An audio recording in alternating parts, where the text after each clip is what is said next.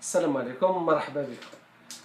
اليوم ان شاء الله في هذه الفيديو دوك نهضر لكم على لي زيشونج كولتورال ولا المبادلات الثقافيه بين مدينه بجايه ومدينه تلمسان. C'est une question qui m'a été posée. Après, je me suis dit, donc on a comme une petite description à l'aide des échanges. Et surtout parce que j'avais déjà fait un article il y a quelques années, plus précisément le 2 août 2014. Je l'ai écrit, je l'ai partagé sur le groupe de Facebook. Les échanges culturels. Parce que c'est connu dans l'histoire, les Tlemcen et Bjaya avaient des liens très solides, très forts à tous les niveaux, où ça permettait le développement et la prospérité des deux villes. Donc, j'aimerais rappeler quelque chose, c'est que l'histoire l'Afrique du Nord, évidemment, كانوا كاينين des villes كما نقولوا des villes culturelles ولا des villes qui rayonnaient كانت معروفين بزاف في ليستوار نتاعنا. العلماء بزاف كانوا يمشيو لهم ils se déplaçaient بصح ما حناش عارفين كيفاش هاد لي ديبلاسمون se faisaient باسكو parfois كانوا كاينين هكذا الحروب، كانوا كاينين الصراعات، كانت كاينه تانيك لي كونفلي بين لي دو فيل ولا بين لي ديناستي اللي كانوا قابضين هاد لي فيل. مي بصح توجور ايتيل يافي هذاك لو موفمون كولتورال ولا هذوك لي زيشونج كولتورال كانوا يوقعوا، كانوا يصراو، وما عندناش دي انفورماسيون بريسيز كيفاش هذوك لي ديبلاسمون سو فوزي. اون سي بلي فلان مشى لهذيك المدينه ولا من هذيك المدينه ولا مشى للاخرى، بصح ما على بالناش كيفاش هاد لي ديبلاسمون سو فوزي بار كال فوا. اون اريفي ا بو بري اون ا تراسي، رسمنا لهاد لا كارت تاع لي ديبلاسمون هادوك جوست اون فونكسيون دو العلماء اللي الوقت اللي كانوا فيه ولا السنه اللي كانت فيهم العلماء في هذوك الديار. هذا ما كان بصح هيستوريكمون بارلون ولا ما عندناش اللي يحكي اون ديتاي ابار كلكو رحاله ولا كلكو اكسبلوراتور كي بارلي دو لور فواياج في هاد لي فيل. بصح سا غاست تري بو كونو في ليستوار نتاعنا. دونك بجايه ايفيدامون في تلمسان نعرفوا بجايه. علاش نعرفوا بجايه؟ باسكو il y a le nom de famille Bjaoui. في تلمسان il y a ce nom de famille, il est très connu. Ou Bjaoui, ça veut dire c'est quelqu'un qui vient de Bjaïa. Bjaïa, c'est une ville portuaire, mais à la Méditerranée. C'est une ville qui a joué un rôle très important dans l'histoire, où كانت هي pratiquement la limite ولا كانت هي l'extrême frontière اللي كانوا يتدابزوا عليها الزيانيون وكانوا يتدابزوا عليها بنو حفص تاع تونس. Donc je rappelle brièvement, comme tu as dit plusieurs fois, ça je rappelle pour les gens qui ما يعرفوش, c'est que الدولة الموحدية كي تشتت المغرب ولا شمال افريقيا انقسم الى 3 تاع الدول. خرجت الدولة المارينية في المغرب الاقصى، الدولة الزيانية في المغرب الاوسط ديال الجيري، والدولة الحفصية في المغرب الادنى ولا افريقيا ولا تونس كما يعرفوها. بصح لا ليميت تاع الدوله الزيانيه اللي كتحاكم الجيري كانت تمشي موالي مولويه حتى لبجايه، لا ليميت تاع بجايه. بصح الزيانيون نون جامي ريوسي ا كونكيرير بجايه. Elle était en conflit, c'était la limite, mais les Ziyanides ils ont tenté à plusieurs reprises la conquête de Bjaïa. Voilà, ils voulaient Bjaïa. Bjaïa parce que c'est un centre de culture, c'est une ville très importante et c'est une ville stratégique. Donc j'avais écrit un article sur le sujet, donc c'est en français, on quelques détails pour ceux qui s'intéressent, ou là, quelques détails principalement à quelques mouvements politiques ou quelques événements politiques pour vous situer l'importance de Bjaïa dans l'histoire de l'Algérie ou l'importance de Bjaïa dans l'histoire de l'Afrique du Nord. L'article que j'ai cité ou que j'ai écrit en 2014, c'est destiné, je l'ai intitulé Tlemcen Bjaïa, une longue histoire d'échange. Donc je commence. En étalant l'histoire de Tlemcen, on s'expose parfois de placer certaines villes dans son nombre qui pourtant ont participé activement à l'histoire de Tlemcen. Certainement, Tlemcen était la capitale du savoir et du pouvoir, mais elle était ambitieuse et volontariste d'unification et d'acquisition de nouvelles terres vers l'est. Suivant la doctrine de Hermorasset ibn Ziyad, le fondateur des dynasties de Ziyad. On peut parler par exemple de Bjaïa. qui entretenait des relations assez étroites avec le royaume de Tlemcen. Depuis le Moyen Âge, les nombreux liens commerciaux par le trafic caravanier et les échanges culturels entre Tlemcen et Bjaya n'ont cessé de contribuer au pluralisme des deux villes. Cela a permis aux deux peuples de mieux se connaître et de donner naissance à une toute nouvelle génération d'érudits et de doctes. Les séjours des savants dont Sidi Abou Medine le Soufi, saint patron de Tlemcen, ont déployé la science dans les médrasas et les collèges de Bjaya. Abou Medine, avant de quitter cette dernière pour aller finir ses jours à Tlemcen, laissa derrière lui un précieux héritage et d'innombrables œuvres qui ont influencé et inspiré de nombreux mystiques bougiotes. Plusieurs Bjaouis de grands mérites sont venus à Tlemcen et ont joué un rôle central dans le renouveau un rôle central dans le renouveau des études religieuses, littéraires. Ils jouissaient d'une grande réputation. On peut citer par exemple Ali ibn Mansour, ibn Ali ibn Abdullah al-Zouawi, Mohammed ibn Youssef al-Zouawi, Abu al-Mahdi Isa ibn Ahmed al-Hadis al-Bjawi, Abu Abdullah Mohammed ben Yahya al-Bahili al-Bjawi, il était connu aussi sous le surnom de Al-Musafir ou le voyageur. Abu Ali Hassan ibn Hassan al-Bjawi, qui fut le disciple du grand savant tlemcenien Nasr al-Din al-Majdali. Ahmed ibn Idris ibn al-Bjawi mourut à Bougie le 3 décembre 1358. On lui doit ce dernier un commentaire sur le précis d'Ibn al-Hajj. Dans le sens inverse, outre Sidi Bou Medine, on peut citer d'autres doctes qui ont résidé à Bjaya, tels que le mathématicien natif de Tlemcen, Al-Uqbani, ou encore Abu al-Fadl al-Mishdali. D'autres ont été de vrais vecteurs du savoir, le sociologue Ibn Khaldoun et Lisan al-Din al-Khatib de Grenade en Andalousie. Tous les deux ont habité Tlemcen et Bjaya. Inutile de rappeler que beaucoup de familles issues de Bjaya ont choisi Tlemcen pour demeure. Elle porte aujourd'hui le nom Bjawi, ce qui désigne une personne originaire de cette ville. D'un point de vue politique, Bjaya était une ville prospère pendant les Hammadites, les descendants de Mennad ibn Ziri. Plus tard, elle est devenue le centre des conflits très convoités pour sa position stratégique et surtout pour son port. D'un côté les Hafsides de Tunis et de l'autre côté des Zianides de Tlemcen, mais aussi les Mérinides de Fès par épisode. C'est en 1313 que les Zianides de Tlemcen ont assiégé la ville de Bjaya. Et c'est le souverain de Tlemcen qui construisit les murailles qui entouraient la ville et deux forteresses. Aujourd'hui, il ne reste que des ruines qui témoignent de son glorieux passé. Pour réussir le siège de Bjaya, les Zianides conquirent la ville de Dillis, mais aussi le village d'Ezfoun, là où ils construisirent d'autres forteresses. Bjaya aussi a ouvert ses portes à de nombreux exilés andalous après sa libération des Espagnols en 1557.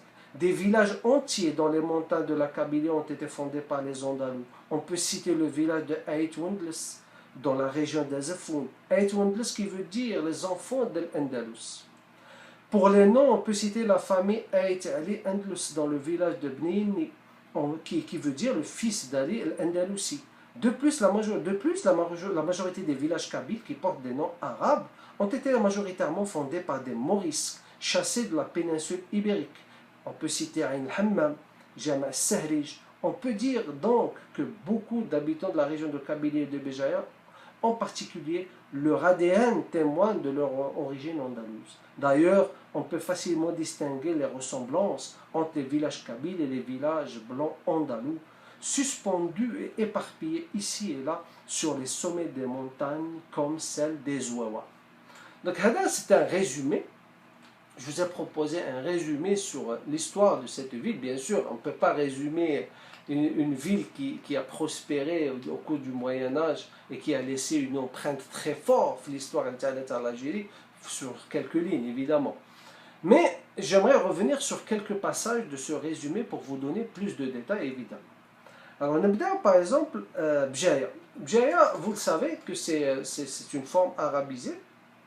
D'ailleurs, c'est les lions, on appelle en français, on dit bougie, le bougie, shma, ça vient de Bjaya. Parce que à Bjaya, on produisait énormément de la cire d'abeilles,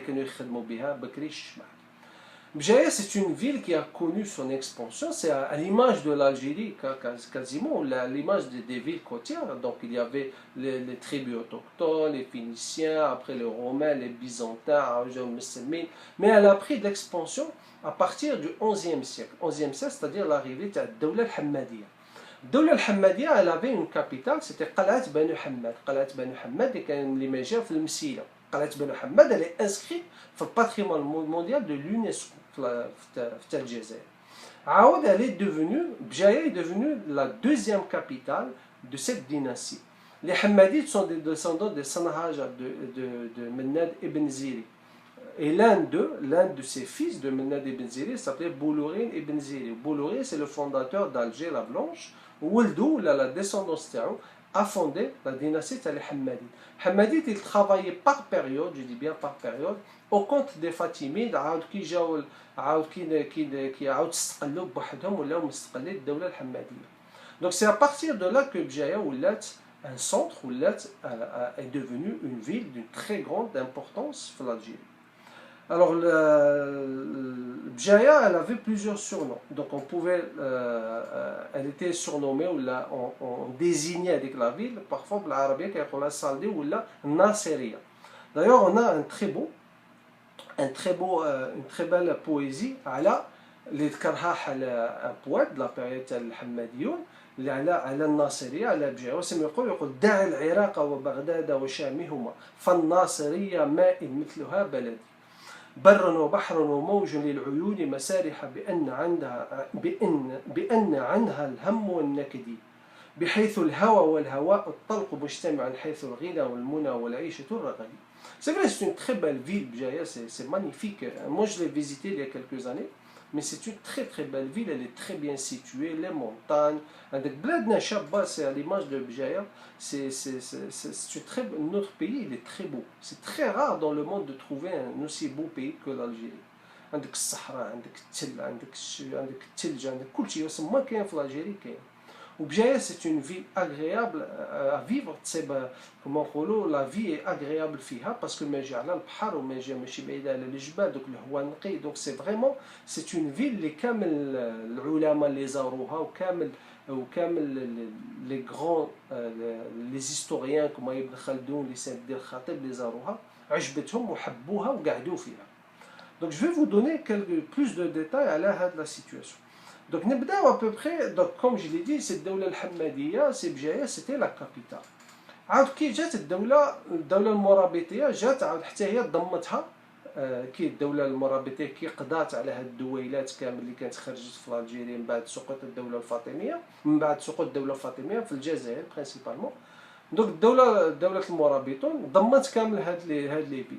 عاود دولة المرابطون كي سقطت جات اولا حركة الموحدون ولا لو موفمون تاع لي المواد باسكو حتى في المرابطون سيتي لا ميم شوز. دابور الحركة عاود تجي الدولة. الحركة سي موفمون ريليجيو سي موفمون كي كما نقولوا سي حركة تاع الصلح ولا تاع حركة اللي باش يصلح الدين دابخي سكي ديزي على ليبوك ولا دابخي كما اللي كان يدعي المهدي ابن تومر. المهدي ابن تومر d'ailleurs la première fois ولا في لي زيتاب نتاعو pour lancer le grand mouvement تاع الموحدون اللي باش دوك ينقلبوا على المرابطون راه ماشي يمشي يستقر فين يستقر في بجاية. بصح في بجاية وكان يستقر في الجامعة نتاعها وكان يقدم الدروس. بصح لو بروبليم اللي صرا سي كو هو كان يستعمل يوتيليزي كان شويه غليظ. محمد بن تومر كان شويه غليظ في المعاملات نتاعو مع الناس تاع السكان تاع بجاية اكسيتيرا وطردوه بصح هو ما خرجش من بجاية مشى استقر في حال جهه اللي ماشي بعيده. كان هو ابن تومر كان في المسجد اللي كان فيه كان اسمه مسجد الريحانه هو اللي كيقدم فيه الدروس. عاود كي طردوه مشى استقر بلوز اكزاكتومون في المصلى تاع الملاله. هذه الجهه الناس تاع بجاية ما يعرفوها مصلى تاع الملاله تماك اللي استقر وتماك اللي فا رونكونطري. شكون اللي فا رونكونطري عبد المؤمن بن علي. عبد المؤمن بن علي كنت هضرت عليه باسكو سي لوي لو فونداتور اوفيسيال تاع لا ديناسي ولا تاع الدوله الموحدون. عبد المؤمن بن علي منين يجي من دروما تاجرة هونايم لا ريجون تاع دروما هونايم. هذيك الجهه ستادير من تلمسان جاو ابارتير دو لا يتلاقى به un lien fort qui va naître بين محمد بن تومرت وعبد المؤمن بن علي وعاود يمشيو للمغرب و à partir de là que les racines ولا le noyau تاع la dynastie تاع الدولة الموحدية راه ماشي يخرج. Donc هذه la première chose, c'est-à-dire que la rencontre ou la région تاع بجاية elle a joué un rôle très important. C'était le lieu de rencontre de deux grands personnages de l'histoire de l'Afrique du Nord, اللي هما عبد المؤمن بن علي et محمد بن تومرت. Il faut rappeler ثاني كما قلت لكم الدولة الزيانية كانت دائما تحب تسيطر ولا كانت دائما تحب حتى هي تكبر لي ليميت نتاعها، تكبر لي فرونتيير نتاعها. وبجاية سيتي كالكو شوز كو ولا ليميت نتاعها ولا هذيك الفرونتيير تاع بجاية سيتي اللي كان بارفوا كان فيها بزاف لي كونفلي مع الدولة الحفصية اللي هي كتقابل الجهة تاع تونس ولا الجهة تاع الاست. دونك واش كان يصرى الدولة الزيانية كانت دائما تحب تضم بجاية في الملك تاع الدولة الزيانية. دونك حاصروها بليزيور فوا، حاصرها ابو تشفين بروميي، حاصرها يغمرات بن، حاصروها بزاف وعمرها ولا حتى ابو حمو موسى دو حاصرها وحب يضمها للملك تاعو و il n'a pas réussi، c'est-à-dire que استعصبت عليهم. و il faut rappeler ثاني ابو حمو موسى دو لو روا تاع تلمسان كي كانوا كونفلي مع ولدو ابو تشفين دو، كي جا ماشي كي نفاه ولدو كي ابو حمود طلب من ولدو قال له ما تحبسنيش، خليني نمشي نعمل الحج نتاعي، نمشي سوغ لو بور دو الكسندريه الاسكندريه، من الاسكندريه نمشي نحج. هو كي جا ماشي في البابور ابو حمو موسى دو فين يحبس، طلب لي جون اللي كانوا في الباطو ولا لو كابيتان تاع الباطو قال له نزلني في بجايه، ونزلوا في بجايه. وهذاك الوقت بجايه ستادير حنا هنا ابوبري في لا دوزيام مواتي ولا ابوبري في لا فان تاع لو 14 سيكل. وهذاك الوقت بجايه كانت تحت السيطره تاع الدوله الحفصيه، ستادير الدوله اللي كتحاكمه لاست تاع الجيري وتونس، هذيك الجهه هذه. دونك طلب منها باش يحطوه تما، وفي سيفري هودوه الى ديباركي تما، وطلب من السلطان الحفصي باش يعاونوا، باش يساعدوا، باش يعطيلو كل الوسائل باش يعاود يولي تلمسان وينقلب على ولده ويريكوبير ولا il va récupérer effectivement le pouvoir نتاعو في تلمسان. Donc vous voyez bien بلي بجاية elle était au centre des événements. C'est pas quelque chose. Bjaya c'est pas une ville qu'on visite غير هكذا قبط وفيزيتيها. Non, Bjaya c'est il faut connaître l'histoire نتاعها. Bjaya il faut assimiler l'histoire باش كي نمشيو لها تفيزيتيها tu vas avoir الانسان il va avoir une envie de découvrir نتاع بجاية، il va avoir une autre vision de يشوف بجاية d'une autre forme, une autre image تاع بجاية va être exposée à lui. Donc هذه على الدولة الزيانية. Il faut rappeler ثاني بلي الدولة الزيانية بنات il y a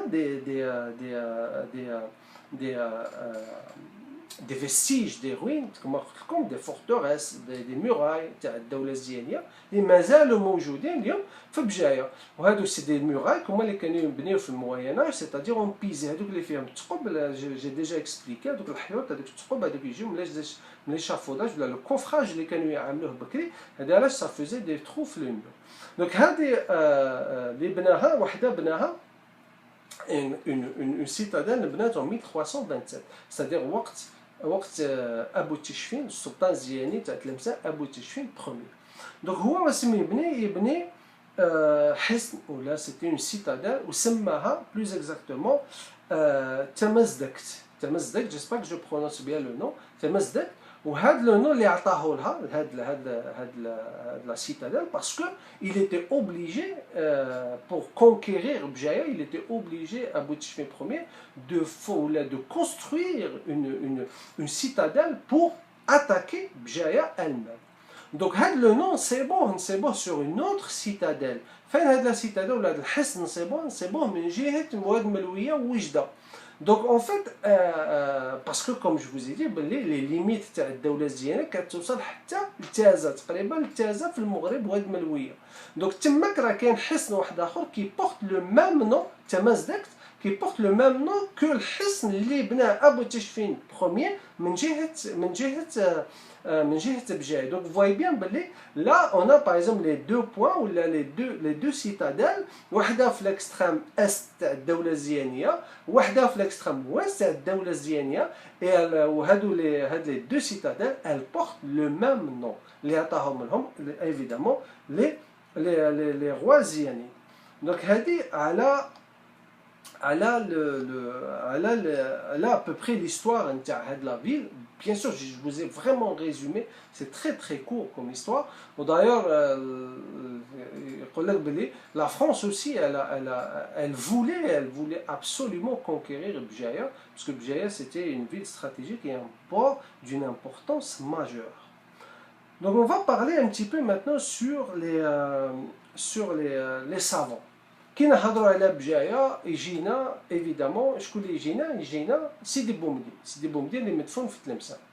دونك سيدي بومدين كان يعطي الدروس، كان يدرس، كان يقري في بجايه. والسلطان ابو يعقوب المنصور الموحدي كيعيط له، والسلطان تاع مراكش كيعيط له وسيدي بومدين كان في بجايه.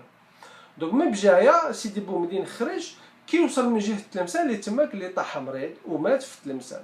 Donc c'est par pur, on va dire, maktoub, évidemment, mais ça c'était pas prévu باش سيدي بومدين يموت في تلمسان ويطيح مريض. هو c'était prévu باش يمشي يلاقي السلطان تاع مراكش يعقوب الموحدي ويموت en 1197.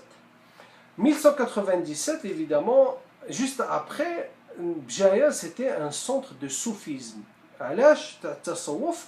Parce que après Sidi Boumediene, c'est le fameux mystique, le fameux soufi, l'un des plus grands soufis connus dans l'Afrique du Nord. Donc il y a un personnage, Bjaya, ou عنده الضريح نتاعو تما في بجاية اللي يخرج لهم juste après, juste quelques années à peu près من بعد سيدي بومدين اللي هو الشيخ سيدي يحيى أبو زكريا الزواوي. سيدي يحيى أبو زكريا الزواوي. Donc هو راه عنده الضريح نتاعو، هو ثاني كي با فار اون سورت باش هذا لو موفمون تاع الصوفي تاع التصوف ينتشر في الجهه تاع بجايه. وراه عنده الضريح معروف تما، يقول لك حتى هو كما سيدي بومدين في تلمسان، حتى هو المزاره نتاعو لابد تزور. كما الانسان كيمشي لتلمسان بالسيف عليه en gros il est très recommandé باش نزوروا الضريح تاع سيدي بومدين باسكو دابخي سكي ديز الدعاء مستجاب.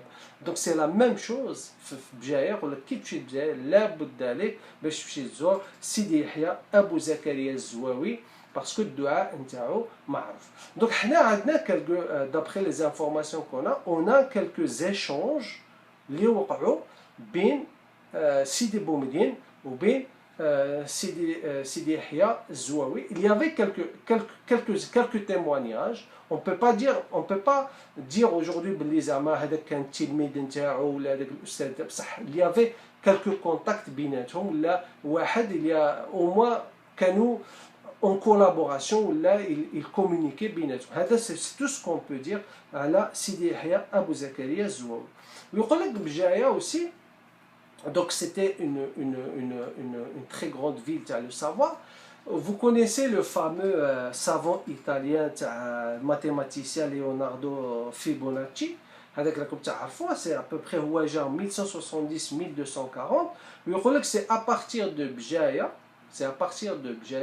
que la propagation, l'arrivée des chiffres arabes, الحروف بالعربيه تاع الارقام العربيه وصلت لاوروبا عن طريق هذا لو ماتيماتيسيان ايطاليان اللي تري كونو ايفيدامون لو فيبوناتشي. يقول لك باسكو جا وتعلم ولا تاثر بزاف بالعلم تاع الشيخ الزواوي ولا تاثر بزاف في العلم اللي كان من ناحيه تاع بجايه. دونك بجايه سي ديفونو كما نقولوا لو تري دونيون ولا لو بون كي ا بيرمي لاريفي تاع لي شيفر arabes في لوروب. Je ne crois pas beaucoup à ça.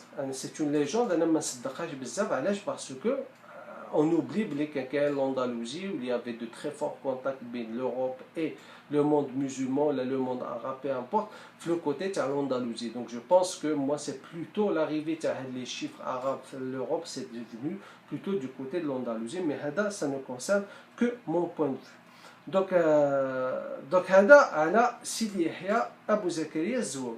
Donc si vous prenez par exemple Le livre تاع البستان كاين un livre que je vous conseille. Il y a un très grand livre تاع البستان تاع العلماء والأولياء بمدينة تلمسان. راه يهضر il va citer énormément de savants تاع بجاية اللي جاو لتلمسان وتاع التلمسانيين اللي مشاو لبجاية. Par exemple, on peut citer العقباني comme الأبيل. هادو sont tous des mathématiciens. كانوا يحبوا الرياضيات. ابن البنا تانيك il y avait énormément de القلاسندي تانيك الونشاريسي aussi. ابن عربي لو فامو صوفي حتى هو ميستيك. ابن عربي تاع مرسيا كان جا لصاحب كتاب الفتوحات المكية كان جا لبجاية وإلى رونكونتري الشيخ الزواوي ويقول لك بلي il y avait de très forts contacts بيناتهم avant que ابن عربي يمشي ويموت في دمشق. يحيى ابن خلدون لو فامو écrivain تاع ابو حمو موسى الدو تاع الزياني il a séjourné في بجاية. عبد الرحمن ابن خلدون كم تعرفوا هذا le grand historien sociologue كان مارس الحجابة كان حاجب ça veut dire le premier ministre في الدولة الحفصية وقت اللي كان مستقر في بجاية وراه عنده جو بونس عاملين له ان بوست. وثاني عبد الرحمن بن خلدون كان يدرس في المدينة في مدينة تلمسان في مدرسة العباد في مدينة تلمسان. ثاني قلت لكم العقباني الشيخ السنوسي لو فامو الشيخ السنوسي. دونك سي ان تري غران سافون تاع تلمسان اللي اليوم راه مسميين عليه هذيك المقبره تاع المسلمين تاع بكري اللي اسمها مقبره سيد السنوسي باسكو الروضه نتاعو راه تما. دونك هو كان عنده دو تري فور كونتاكت. يقول لك il s'est même déplacé. الشيخ المغيلي ثاني il faut rappeler ثاني بلي il y avait beaucoup de ces savants تاع تلمسان تاع بجايه اللي لو كان حتى لا بريزونس تاعهم ما كانتش في بجايه ولا ما كانتش في تلمسان بصح il y avait énormément de correspondance et de communication بيناتهم. c'est-à-dire que les deux villes n'étaient pas déconnectées, bien au contraire. هادو les savants c'était les traits d'union بين les deux villes. Donc ces deux villes elles ont collaboré énormément dans l'histoire. Donc c'est pour ça ces deux villes on dirait qu'elles ont la même histoire. C'est des villes plurielles, c'est-à-dire il y avait de la tolérance. C'est des villes, elles ont accueilli les savants, elles ont donné naissance à des savants, les mchaou dans les deux sens. Ou tani كانوا les andalous, les exilés, les استقروا فيهم. Il faut rappeler pour prouver les échanges بيناتهم il y avait la question religieuse اللي خرجت في بجاية اللي العلماء بعض العلماء كما نقولوا وقع اختلاف فيها. c'était على النسب تاع الشرفة. La question qui se pose يقول لك علاش الشرفة c'est toujours باش تولي شريف c'est toujours الأب qui transmettait الشرفة le fameux côté shérif les enfants. قال لك علاش la mère ne transmet pas الشرفة. Les savants تاع بجاية قال لك non قال لك oui la mère elle peut transmettre elle peut aussi transmettre هذيك l'idée تاع الشرفة. و les savants تاع تلمسان ont appuyé هذه l'idée ولا appuyé cette فتوى si j'ose dire تاع الشرفة على les savants تاع بجاية. Donc ils étaient d'accord, ça prouve qu'il y avait une très forte communication entre les deux villes. C'est pas juste des déplacements c'est pas juste هكذا نجي نعبي من عندك ولا نقرا من عندك et c'est fini. Non, bien au contraire, il y avait de très forts contacts et de très forts liens. Donc, qu'est-ce que je peux vous dire de plus? Donc, il y avait énormément des écrits, des commentaires sur des travaux l'ulama تاع بجاية qui ont été commentés par Tlemcenien et vice-versa. حتى هما تاع بجاية ils commentaient les travaux les savants تاع Tlemcen. Donc, ça veut dire aussi qu'ils suivaient, ils étaient au courant اللي واسم كان يصرى في هاد les deux villes. كان على بالهم. وعلاش ils étaient au courant? Parce que كانوا عارفين الناس بكري باللي هادو لي دو فيل سيتي دي غروند سي دي فيل دو كولتور تاع العلم والعلم من تما كان يخرج سي دي فيل كي غيوني. دونك ابن خلدون هو il est devenu حاجب entre 1366 jusqu'à 1365 1366. Alors, qu'est-ce que je peux vous dire aussi? Oui, les saints d'Il Khatib. Les saints d'Il Khatib aussi, c'est un très grand. Les saints d'Il Khatib, il a été chassé de Grenade. هذا اللي سعد الدين الخاتم. Il était médecin, il était poète, il était historien. Hassour, on l'appelait Delouizaratain. Il était ministre. Donc vous voyez bien, j'ouvre une parenthèse, اليوم حنا le monde نتاعنا la plus grande catastrophe ou la plus grande déception les sciences اللي عندنا اليوم ولا في la formation تاع الناس, c'est que on a créé des spécialités. C'est-à-dire que tu dois te spécialiser في حاجة. بكري ما كانش هكذا. بكري كان العلم كان مفتوح لكامل الناس. On a créé les diplômes. Les diplômes, c'est quelque chose d'absurde. C'est-à-dire qu'on ne peut pas reconnaître ton savoir, ما نقدوش نعرفوا اسمك تملك comme معلومات ولا comme bagage intellectuel ou la culturel ou la scientifique لو كان ما عندكش دبلوم. بكري non. بكري comme je vous cite هادو العلماء هادو c'était des كانوا يفهموا في الفقه, يفهموا في الحديث, يفهموا في التاريخ, كانوا c'était des encyclopédies. وحنا on a tout détruit اليوم parce qu'on a créé des spécialités et ça c'est malheureux et c'est pour cette raison Malik Ben Nabi aussi il parle de la chute de la civilisation, quand il parle à al-Hadara, il parle de cette chute de civilisation, c'est à cause de ça, c'est une partie à cause de ça, de cette spécialisation. Si on ne peut pas aller voir, on a créé des spécialisations, même des spécialisations stupides qui n'ont aucun sens, juste pour créer des diplômes et ramasser de l'argent parce que parfois les universités, on doit payer pour avoir ce genre de diplôme. L'autre savant, il était en contact avec Bjaya, même il s'est installé Bjaya, c'est le Houari Tawaharan, aussi s'est installé في Bjaya. Donc ça veut dire qu'il y avait même beaucoup de ces savants ont formulé des poésies pour vanter, pour vanter les savants et la beauté de cette ville. Il ne faut pas l'oublier. Cheikh al-Mishdali, vous allez trouver les noms comme vous allez trouver le livre Al-Bustan في ذكر العلماء والأولياء بمدينة تلمسان. Il existe sur internet, vous pouvez faire des recherches directement, il suffit de taper le mot Bjaya بالعربية ou le mot bougie en français pour qu'il vous sorte كامل les savants qui ont séjourné في Bjaya. Tanik, je voudrais parler aussi sur oui, Tanik, un lien qui lie Tlemcen, la région de la Kabylie, là c'est Bnisnous. Bnisnous, c'est la Kabylie de Tlemcen. Bnisnous, c'est des tribus autochtones, les gars de Hagdam, j'ai Tlemcen, ils sont à quelques kilomètres, 20-30 kilomètres à Tlemcen. Ils ont d'ailleurs Sanoussi, ils ont gardé leur accent, ils ont gardé leur tradition. C'est un peuple, c'est des tribus qui ont gardé, qui sont très conservatrices. Elles ont gardé énormément de leur tradition et c'est beau, c'est magnifique. Elles ont un artisanat, je pense la première église, ils ont une très vieille mosquée, une mosquée de Bnisnous. La région elle a donné de très grands savants, d'ailleurs entre guillemets c'est maintenant les Maji Mahrez, si vous connaissez évidemment les joueurs de football. Au niveau culturel, bien sûr, Bjaya et Tlemcen معروفين la musique andalouse. Tlemcen, Cheikh Al-Arbi Bansari, le fameux Al-Arbi Bansari, il s'est déplacé une fois, au moins une fois, en 1928, Michel Bjaya, il a célébré un mariage et il était très connu Bjaya, c'était un mariage grandiose, والناس جات وقاعد دابز باش تدخل وتسمع للشيخ العربي بنصاري, parce que Cheikh العربي بنصاري à cette époque elle ماشي لمصر pour représenter Tlemcen ou l'Algérie, le festival, la musique annuelle, le Caire, quelque chose comme ça en tout cas.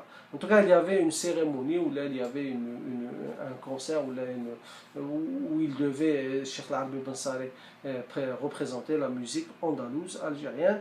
Ou tiens, comme on a كي نهضروا على la musique andalouse, نهضروا على الشيخ البجاوي تاع تلمسان. Évidemment, donc c'est un musicien تاع بجاوي, s'est installé في تلمسان. هو تاني il a fondé une association, les associations qui نهضروا على هاد les associations تاع la musique andalouse, c'est-à-dire c'est des associations qui forment تاني les jeunes يجيو يتعلموا la musique andalouse, يتعلموا la musique تاع الشيخ البجاوي والشيخ العربي بن صالح راه عنده كومبليتمون عنده اون شونسون اللي يمدح فيها السكان تاع القبائل ويمدح فيها السكان تاع بجايه برينسيبالمون باسكو ça l'a marqué mais je pense que ça revient elle date de 1927 هاد لا شونسون تاني qu'il faut pas oublier Teixeira Gomes هذا c'est un ancien ministre ou la présidente تاع le Portugal qui a séjourné, qui a choisi, qui a été chassé au Portugal à cause du fascisme. Déjà, il s'est installé à Bjaya. Il s'est installé à Bjaya où il a visité Tlemcen. Donc, il s'est installé à Bjaya où j'ai choisi Bjaya. Pourquoi? Pour son histoire, parce que c'était un port, parce que c'est agréable de vivre à Bjaya. Elle avait cette ville l'a séduite et il est devenu, il est resté plusieurs années. Pratiquement 1931 jusqu'en 1941 10 سنين من حياته وهو تماك où il a cité في le livre نتاعو في les mémoires نتاعو il a parlé de Bjaya il a parlé de son séjour فيها donc c'est pour résumer c'est quelque chose de très cette ville elle est Bjaya elle a de très forts liens de très forts contacts مع تلمسان ne serait-ce juste la musique andalouse à travers العربي بن صالح ولا الصادق البجاوي والمدرسة التلمسانية تاع الغرناطي le style غرناطي évidemment. Donc voilà, donc je pense que j'ai tout dit à peu près à la hadou les devis, à la les échanges. Évidemment, il y a beaucoup de choses à dire, hein. Je ne peux pas résumer tout ça sur une vidéo de 30 minutes, mais je vous conseille d'abord de commencer par étudier le Boustan, tel ulama في تلمسان pour voir que le savoir était au centre où il a été implanté dans les deux villes, où les deux villes n'étaient pas du tout séparées, bien au contraire, elles étaient liées par ce lien d'échange culturel et de sciences entre les deux, via les savants de les deux villes évidemment. Donc merci beaucoup, barakallahu fikum, on se retrouve Inch'Allah la semaine prochaine pour un nouveau résumé, on se retrouve film et film, ou barakallahu fikum. Salam, shukran.